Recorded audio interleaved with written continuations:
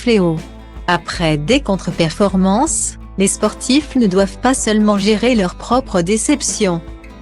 Sur les réseaux sociaux, certains s'en donnent à cœur joie pour exprimer leur frustration.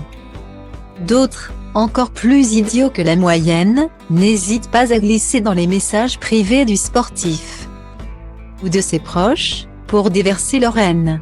Mélanie Martial avait alerté sur le sujet en janvier dernier, partageant les nombreux messages racistes et les menaces de mort qu'elle pouvait recevoir après une contre-performance de son chéri. Anthony Martial, attaquant de Manchester United. Pendant l'Euro, ses attaques sur les réseaux sociaux ont continué. Sûrement un peu plus courageux parce que persuadé de pouvoir être dégueulasse en totale impunité. Certains internautes ont tenu des propos à vomir envers Kylian Mbappé. Autre catégorie d'individus insultants, ceux qui perdent des paris à cause d'un sportif. Benoît Paire a déjà eu droit à des messages venus de ces mauvais perdants.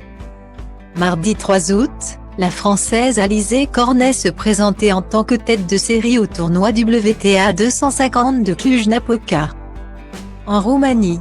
Malheureusement, la tenniswoman n'a pas réussi à justifier son statut, dès le premier tour. La Française a chuté face à l'Égyptienne Mayar Sherif, 119e mondiale, 6-2, 6-4. Dans la soirée, Alizé Cornet a partagé un aperçu des messages qu'elle reçoit après une défaite. Attention les yeux. Dans ses DM, la sportive reçoit des insultes et des menaces absolument révoltantes. Profite de ton chèque et va te faire baiser, grosse péteux, j'espère que tu vas crever. Si tu ne te retires pas du tennis, on va te violer, franchement va te faire en premier. J'espère que ton type profite de s'envoyer des pétés quand tu n'es pas avec. Peut-on lire sur les messages partagés? Au milieu de cette poésie, certains s'acharnent plus que d'autres. Coucou, j'espère que tu vas très mal, et qu'à partir d'aujourd'hui tous les jours vont mal aller. Lui souhaite un internaute. Je te souhaite du fond du cœur que tu vois toute ta famille mourir et après tu deviens handicapé sans pouvoir bouger.